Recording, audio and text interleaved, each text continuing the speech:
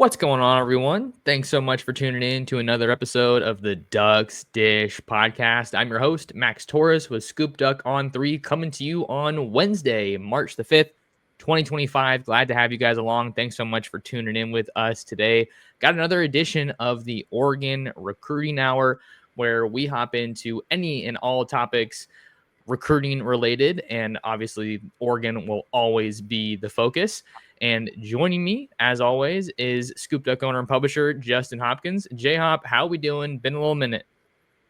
I was just going to say, on the heels of what you just said, as much time as USC spends talking about Oregon, maybe we need to talk about USC. Okay, let's not. We probably will. We probably will to some degree. I mean, they've been, it's been hot and heavy lately. Yeah, no need to spend too much time talking about a 6-win team.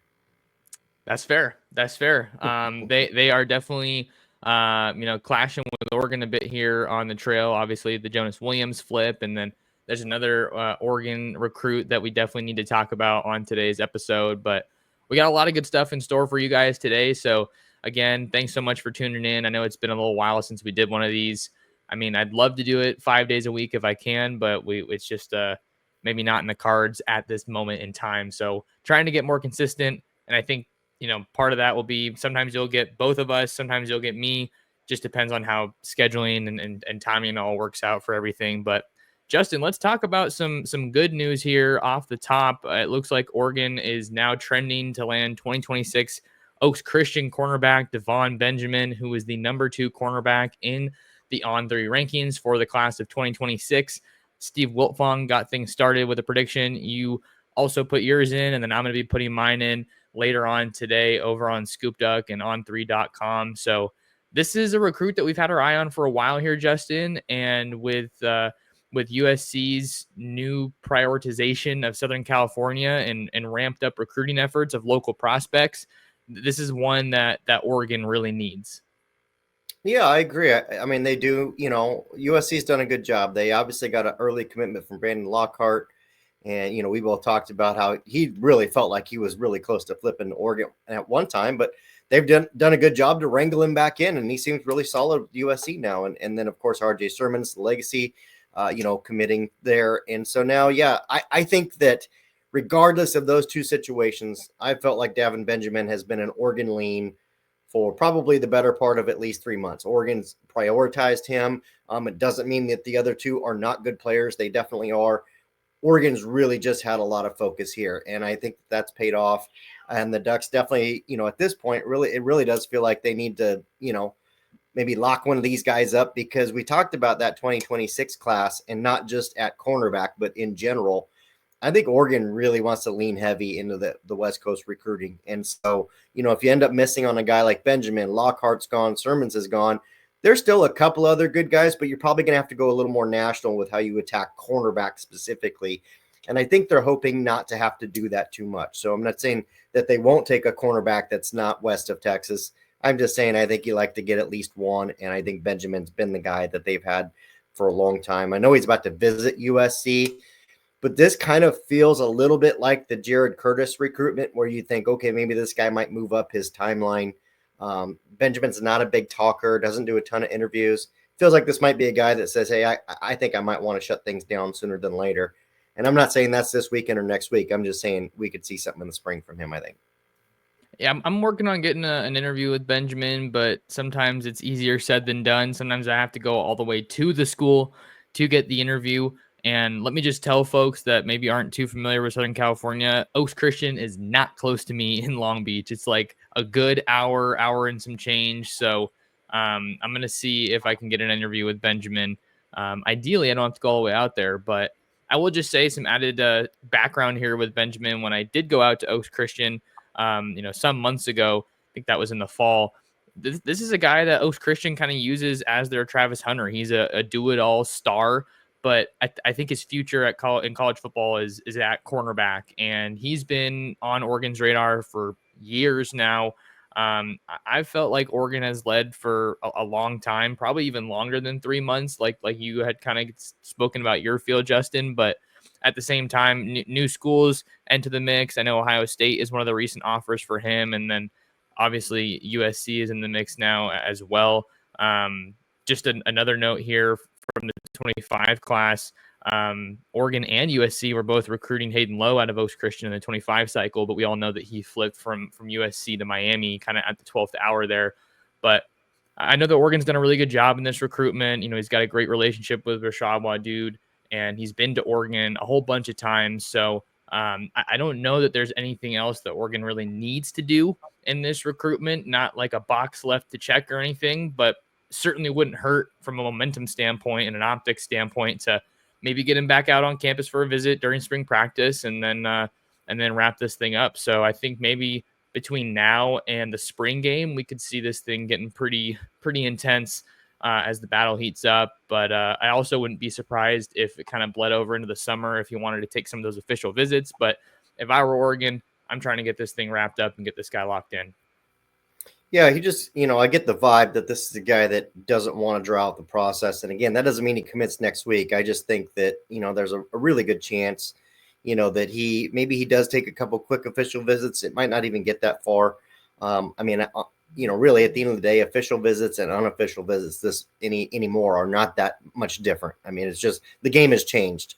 And it is nice to get an official visit, but it's not the end all be all in today's recruiting. So, we'll see. I think Oregon's going to push the chips in here, make sure they can get him. And there's a few guys that it feels that way for, right? They're pushing in the chips for Jared Curtis. They're pushing in the chips for Jackson Cantwell. I think you could put, Devon Benjamin in that same breath as the guy that they're really pushing the chips in for.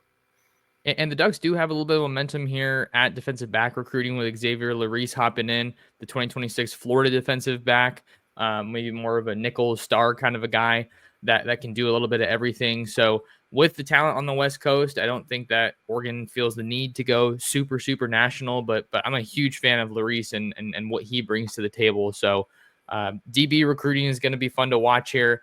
Names like Brandon Arrington, out in the San Diego area are also really big to watch here. So that'll be a key development to kind of track here as the spring visit period gets underway here. Elbert Hill is another one out of Ohio. He's probably going to be coming out for a spring practice. So lots of big names to watch, but there may not be a bigger name right now, Justin, in Oregon recruiting than Jared Curtis, the Nashville Christian quarterback in the 2026 class. These are his sophomore highlights because I couldn't find anything on Huddle for his junior year, but the tape is still just absolutely bonkers. He's supposed to come, the 5-star quarterback is supposed to come out to Oregon for an unofficial visit this weekend. And I believe right after that visit, he heads back out east to Athens to check out Georgia. We know he's focused on Oregon and Georgia in his recruitment, and this has really kind of shot to the top of Oregon's big board right there with Jackson Cantwell since Jonas Williams flips to USC.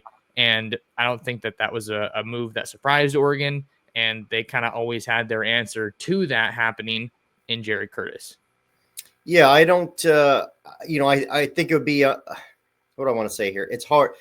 I don't think you and I want to get too careless and say, oh, let's put him on quack watch. But the reality is this, the commitment's coming from Jared Curtis much sooner than later. I mean, this is probably a guy that I would bet doesn't enter the month of April uncommitted somewhere. Does it mean that he's going to commit to Oregon? Does it mean he's going to commit to Georgia? Obviously, we've got to see, how these next two visits play out. I think if you're Oregon, you're really hoping to get him on campus, have a nice weekend. And I don't think Oregon's bringing in very many visitors. Jared Curtis obviously being a highlighter. But I think that's by design. They'll bring in Curtis, and that will allow the entire offensive staff and Will Stein and Dan Lanning, those guys, to really immerse themselves in spending time with Curtis. And I think that's the smart play. Because there's not many recruits in this cycle or on the board at all that are probably more important than Jared Curtis at this time. So, and Oregon's fully aware of that. They don't need me to tell them that. So I think we'll see, what happens here. It's probably going to be, I'm sure it's going to be a great visit, and I'm sure things are going to go well. You'd love for him not to visit Georgia, but you just never know. So we'll see. Put this guy on your radar as a potential guy to commit, not necessarily to Oregon for sure, but I mean, you got 50-50 chance at the moment. And another thing two other things that kind of come to mind for me, Justin, with the Jared Curtis recruitment, his official visit schedule is also kind of mirroring his spring visit schedule. He'll get out to Oregon first and then Georgia. Do you think the timing of that means anything here? I feel like both of us don't even necessarily anticipate him making it to his official visits uncommitted. But here we are in the spring. It's been since November, I believe, since Jared Curtis was in Eugene for that Maryland game.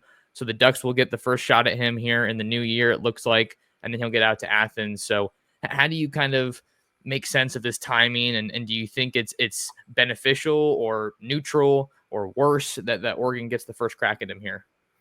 Yeah, I will say this: A, they're not official visits. B, it's only 2 visits and they're a week apart. Yeah, I mean, I think there's a slight edge if you're the last visit here, but I don't think it's like, oh man, they're the last visit, they get the last crack, it's over. I mean, Georgia was always going to be there, and whether Georgia got the first visit or Oregon did, Georgia was not going to go away. So, to me, I don't think that there's much to that. I think if you're Oregon, you wanted to get him on campus first and really just try to lock this thing in. I think Jared Curtis really wants to be a Duck. He's mentioned Oregon being the leader at different times throughout, his recruitment since he's been decommitted. And I think you're seeing the young man here that's decided, hey, look, I'm going to focus on these 2 schools, and I think I want to get my decision made. I don't think he'll make it to official visits other than maybe officially visiting the school he commits to. Outside of that, I don't think we're going to, get to June with him uncommitted. So, roll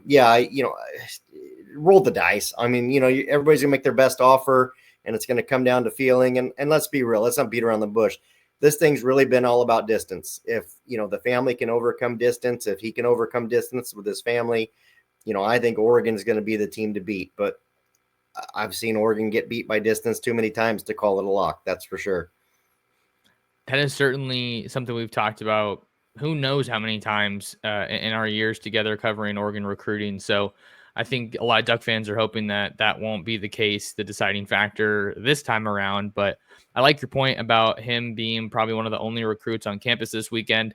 I know that with Oregon not starting spring ball just yet, that's going to obviously dictate a lot of what we see from visitors here in the spring.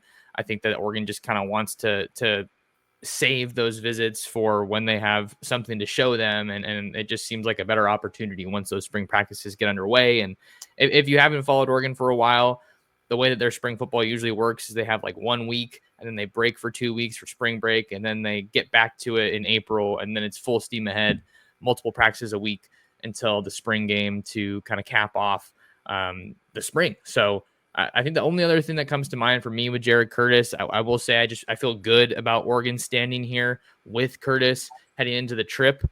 And part of the reason for that is I don't really know where Oregon would go if hypothetically they weren't to land Jared Curtis. We do know, of course, that they're also recruiting Folsom quarterback Ryder Lyons, but he is a de facto 2027 recruit because he's planning to take a mission trip. So I guess that's kind of just a question that looms large in the back of my mind. I don't even know if I'd say to play devil's advocate, but we got to look at all scenarios here. I just would be very curious to see where Oregon would pivot if he were to reunite with Georgia, as he is a former Georgia commit. And that was also the other thing that kind of came to my mind, Justin. Sorry to draw it out here, but just how much value we kind of place in him being a former Georgia commit. I don't know if that, over the moon love is necessarily still there. I'm not saying it isn't, but there had to be some reason he decommitted, right? So yeah, this is just a really interesting play. And I mean, Oregon would love to come out on the right side of an Oregon versus Georgia battle. Well, just look at the production, of Oregon's offense the last couple of years under Will Stein, and obviously with Kenny Dillingham prior to that. There's been no hiccups along the way with the coordinator change. I mean, look at what this did for Bo Nix. Look at what this has done for Dylan Gabriel, which, was always going to be kind of limited in the NFL. Last I checked, Georgia's starting quarterback left Georgia and went to Miami and transferred out. So I think I think you have legitimate concerns about the offense in Georgia. And right now they don't have any way to prove that it's better or going to be better. Oregon at least can just say, hey, look, our coordinator's still here. We're bringing in dudes. We got DeCorian Moore. We got a lot of things in our favor. I think if you're a quarterback, you look at that. And I do think if you look statistically, just at any class, at any point, a recommitment to the school that you were previously committed to, barring coaching changes or anything, is very unlikely. And I'm not saying it's impossible, but just statistically speaking, and there are outliers. Surely there's outliers, but it's statistically, not very likely. So, I mean, you kind of feel like those things stack up in Oregon's favor right there. And I think to your point, what you led in with, if Oregon doesn't land Jared Curtis, okay, Oregon's going to be fine. Now, getting Jared Curtis is phenomenal. It makes a perfect segue, for you to be able to probably get Dante Moore for 2 years, hopefully. And then, you give Curtis a redshirt year and he's in, and he's the guy for the next, 2-3 years, whatever he's in the program for, and he's off and running. It lines up incredibly well. But Jared Curtis doesn't come, and even if Oregon gets Ryder Lyons, and we know he's going to take his mission, you still have a ton of options there. You're going to get Dante Moore for 2 years. It would feel unlikely that Ryder Lyons would come back from his mission and be ready to be the guy fresh off a mission as a true freshman. Does Austin Novosad stick around? Is he the guy that's the bridge in between? Do you go to the transfer portal and get another Bo Nix, Dylan Gabriel, a guy that comes in and fill the gap? Oregon's not going to be in huge trouble if they don't get Jared Curtis. But that said, if they do get him, it's almost a near perfect segue for Oregon for the next few years. It would be a perfect segue, but also in today's game, who's to say that Curtis would stick around if he has to redshirt for a year at Oregon? I mean, we've seen crazy developments before. Obviously, we know all about the JKS saga at Oregon, Cal, Oregon for a week, and then back to Cal. That was just a crazy segment of events, but there's no position that is more unpredictable than quarterback right now in today's game. And then you also have guys like Luke Moga and Achilles Smith Jr. on the roster, who will be vying for some competitive reps at some point. If we fast forward to 2026, when Curtis would hypothetically be at Oregon, and then who's to say what's going to happen with Austin Novosad? So there's a lot of questions flying around right now, but I'm right there with you. I like your point about just recommitments being fairly unlikely, and uncommon is the better word than unlikely. So we'll be tracking that visit all weekend and seeing what we can dig out of that one for Oregon standing with Jared Curtis. Max Torres and Justin Hopkins back with you here on a Wednesday here on the Ducks Dish podcast. Thank you so much for tuning in today. A couple quick reminders just before we continue on with the show. Come see us at ScoopDuck.com. You can try us out for 1 week for $7. You can try us out for 7 days, which is 1 week, for just $1. There we go. And then you should also check out the ScoopDuck newsletter. I send that out almost every day. Been pretty consistent with it, and it's a free newsletter. Allows you to stay up to date with everything on the Oregon Ducks. And then check us out on the On3 app. We're kind of going through some tweaks with everything now, and we're working towards a new version. So you can take all your ScoopDuck coverage on the go. Justin, let's get into a question from one of our subscribers. We had to ask J-Hop and Max over on the ScoopDuck.com message boards, and this is a fun one that we can kind of just chew on. It comes from, I don't even know how to say this name, Cackney Dodo Ho. Hopefully I'm saying that all right, but the question is, fill in the blanks. Oregon football's 2025 season will be successful if blank. Success means blank. I'm going to toss this one over to you first. Well, I'll take the first part. I think it's successful if you make the playoffs in any form or fashion. I don't care if you're the last team in, first team in, you get the bye, you don't get the bye. And I say that, and I'm not even including that you've got to win the Big Ten Conference Championship to get there. So I think if you're Dan Lanning, obviously the goal is to win a national championship every year. We know that. That is the goal. But I think if you're looking at a realistic goal for this season and saying, hey, look, Oregon, needs to make the playoffs, I think that's fair given the schedule, given the turnover, given the slew of new faces that we're going to see out on the football field this season. To me, I think the season's a success if Oregon makes the playoffs. How far they go in the playoffs, doesn't really determine that for me. And again, where they end up in the playoffs, I don't care. Just get in, be able to show that consistency. Anything above that to me is gravy. And, I did write an article about Oregon and success for this year or the next 2 years. And success means the second part's kind of a weird, I don't know. Success means, I think I kind of answered it, right? If they enter the playoffs and again, after that, it doesn't really matter to me. I don't know if there's any more I can add to it. Max, I'll throw it over to you.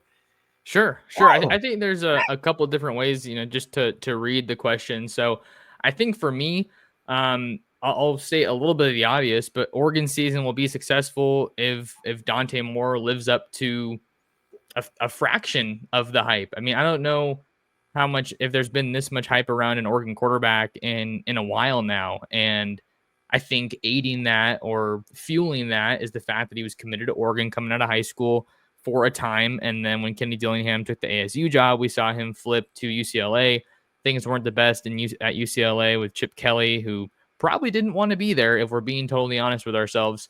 So it was just a rough deal out there in Westwood. And you still saw a lot of the potential, though. And he comes to Oregon with a decent amount of college experience already, and the unique dynamic with learning behind Dylan Gabriel for a year. So I really think that if we're talking about success with Oregon's season, a big part of that is obviously tied to Dante Moore and how successful he can be. It's a pretty much a known fact in college football. You go as far as your quarterback takes you, and everything we've heard about Dante Moore is, Heisman finalist from Tez Johnson, right? Just nothing but good things. So that's kind of my first answer to this question. And then success means, I think to some degree, you have to look at the Big Ten championship and getting back to Indianapolis if you're Oregon.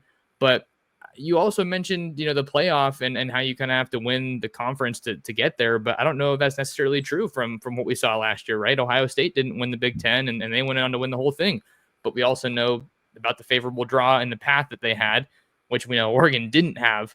So I think success means getting back to the playoff. I think that's honestly the floor, I think, of the team. Winning the Big Ten would be great, but I think with the expanded field, if you're not at least in that top 12, you're definitely kicking yourself, and something had to go very wrong. So I think the playoffs is going to kind of be my barometer for success, and anything on top of that is obviously, I wouldn't even say gravy, because Oregon's going for that national championship. That's what the fans want. That's what the program wants. But I think the success really kind of revolves around just getting back to the playoffs. Yeah, I feel that as well, which is, we need to rewind for a few minutes. That used to be the ceiling, right, is getting to the playoffs. And now it's kind of the floor, and that's just where Oregon football is at. And that's a great position to be in. I will say this, the Big Ten Conference Championship is a tough one for me, simply because I think the Big Ten is the best conference in college football this season. I think Penn State's got a legitimate chance. Ohio State's still going to be a really good football team. Michigan's going to be a much better football team. You really got to watch out for them. And, of course, you've always got Illinois and some outliers that are still really good football teams. Maybe Nebraska's better. Maybe Wisconsin's better. Who knows? I think you look at those four that I mentioned, though, initially. Any one of those four, you can make an argument for winning the Big Ten Conference Championship. They're all going to be really good. And that game in Happy Valley with Oregon and Penn State is going to be, very much like the Oregon and Ohio State game was last year in Eugene. That game's going to have all the billing and all the hype, and they both should enter, 4-0 or whatever they should have games before. That's going to be a really big game. So that to me is just winning the Big Ten Conference Championship. It's going to be tough, but you don't have to. Like I said, Ohio State played 3 tough games last year, and they lost 2 of them. And then they got hot and beat everybody. So, it's not the same thing that you got to go undefeated anymore. You certainly don't. I think the margin for error has grown, and some people like that. Some people don't like that. I didn't really have a problem with the 4-team format, but that's a conversation for a different day. Let's hit our final topic here on the Oregon Recruiting Hour for March 5th, 2025. Justin, we're talking Southern California, and I'm going to write about it a little bit later today. Oregon's battle for Southern California is intensifying, and one of the recruit at the forefront of that conversation is 2026 modern-day nose tackle Tamuhini Tapui, who is verbally committed to Oregon, but did pop up at USC for another visit for their junior day at the very beginning of February. I don't believe he was at Oregon's junior day just the weekend prior to that, so do with that what you will, but we only have so much to work with, so we have to talk about that and bring everything to the table. And there is a lot of buzz around USC's push for a flip here. And we know that they have some renewed energy on the recruiting trail. And I mean, honestly, I feel like we can say this bluntly, some new money in the program, and they are going to use that money however they want to. And obviously, TomTupou would be a major addition for them, not just because of his ability on the field, but because I think of the optics of getting back into modern day where they haven't been incredibly successful. And a lot of fans have had a lot of criticism towards Lincoln Riley and the staff for overlooking Southern California prospects when during the best years of USC football, a majority of their roster was made of Southern California or California talent. So this is an interesting recruitment to follow here. Nothing has happened since he visited USC for Junior Day, other than a lot of people talking about just the potential for a flip. And I'll add a little bit more after you talk, Justin. But I think we both are on the same page that if he were to flip to USC, I don't know if that would mark the end of this recruitment. I don't believe it would. Well, that's the thing. This recruitment's far from over, and that includes if he sticks with Oregon, if he flips to USC, it doesn't matter. Like, it doesn't matter. It's going to continue whatever decision he makes. This one is far from over. And even if he comes out in an interview in May and says my recruitment's completely shut down, I still won't believe that. And not that I don't believe him. I don't think he's being, disingenuous. I just think that this is a recruitment that, look, if you look at Oregon and you look at USC, they're in two completely different realms right now. And I don't mean it totally disrespectfully, but they are. Like, if you just look at it in a vacuum, Oregon's got a much better roster, top to bottom, much better depth. They're much better on the defensive line. They've been better defensively. And I don't argue that USC's made adjustments on the defensive side of the ball and trying to get better. We're still waiting to see that proof, from that pudding. Right now, I have a really tough time believing that Dan Lanning will lose a defensive line recruit to Lincoln Riley at USC when it's all said and done. Now, somebody's going to throw out Jakeem Stewart. Yeah, USC won Jakeem Stewart. It's pretty clear that, they wanted to make a splash and made a huge investment in winning that recruitment. But winning one recruit like that, or even if you win one recruit like Tomohini Tupoi, doesn't change your roster, right? It adds a piece and it makes it a little bit better. But, I mean, you look at Oregon, they're going to go and get 4 and 5 guys that USC would really love to have. Whereas USC might flip TomTupou and sign him at the end of the day, and it's still probably going to be the only guy on the defensive line that Oregon would like to take from USC. Hopefully that makes sense to people listening or watching, whatever the case might be. You just got to look at how you're spending your money. And I will say this for anybody that plays cards, okay, you play poker, whatever, you play blackjack, you don't show your hand at the beginning, right? I mean, there's no reason for Oregon to show its best hand right now when it comes to TomTupou. Clearly they did something right, earned his commitment. And, now USC's obviously trying to play a trump card on top of Oregon, and we'll see where it gets. I mean, that's the reality of this situation. We'll see where it gets. I know there's a push for him to stay close to home to LA. I know some of his family, grew up liking USC, but there's a lot of guys on Oregon's roster right now that their family grew up liking USC, and they're still on Oregon's roster. So again, for me, no matter what happens, this recruitment's far from over in my mind. It's early March. This one's going to December.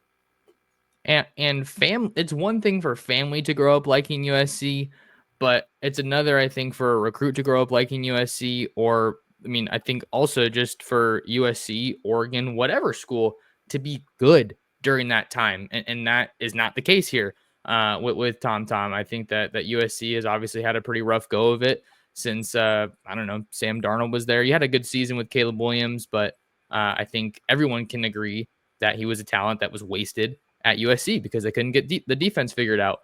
So not to go on too big of a tangent, but I think it's easy to make the case for a flip for TomTupou to USC, especially like you said, Justin, we've been talking about where we are at in the recruiting calendar. But I don't think that right now it's one that would be the end of the world. I mean, I love TomTupou. I see this guy all the Great time player out here in Southern California. Great player, great kid, always comes up to me and says, "What's up, Max? How's it going?" So I really appreciate that. But I think that we'll learn just how valuable he is as a defensive lineman to a USC or an Oregon here over the next couple of months, and really come December, because that's when it's like, all right, are we going to be able to get this guy, or do we have to look ourselves in the mirror and say, hey, I don't think that we're going to push that hard or make that big of an offer it's all relative. It's all relative. So it's going to be a fun recruitment to follow. Things are getting intense here in Southern California, and I'm excited for a lot of these guys to get back on the recruiting trail and just have some more to write about, because it just doesn't feel like the craziest time just yet. But we know that everything builds towards the spring game in late April. Well, I mean, a recruit anymore is just like a house or a car. Everything has a value, right? I mean, you might love a car that's sitting on the lot, but there is a point where you're like, okay, I cannot justify that price for that car. And it's not disrespectful to say that about TomTom, but if somebody comes in behind you and says, yeah, that car's worth 30 grand, but I'm going to pay 50 grand for that car, you're going to walk away. You're like, oh, I'll walk away and I'll figure it out. And that's how you have to look at this. Or the same with a house. You're like a $500,000 house, but somebody comes in and offers 750, you're walking away. I mean, unless you have Phil Knight money, and it doesn't matter, but I don't. And like you said, Tom's a great kid, and I'll finish with this. I know we're at the 30 mark, but I'll finish with this. And this will be the third year in a row. So, this is, fool me once, shame on me. Fool me, shame on you. Fool me twice, shame on me. Fool me a third time. USC recruiting in the spring is not the same as US recruiting in the fall. Hasn't been so far for 2 years. If this is the year that it's different, that's fine. I'll eat my crow. But this would be the first year out of 3 years that their spring recruiting has matched their fall or winter recruiting when it matters. There you go. There you go. We'll learn a lot about both of these teams and what their respective signing classes will look like in December when we see them line things up on the field. And we know, of course, that USC visits Oregon in late November. So that will be a game on everybody's calendar for sure. But I think that'll do it for us here on the Ducks Dish podcast. You can find Justin anywhere at jhopkinssd. You can find me at mtorres sports. Come and see us at scoopduck.com. Try us out and subscribe to the ScoopDuck on 3 YouTube channel. But until next time, thank you guys so much for tuning in to another episode of the Ducks Dish podcast.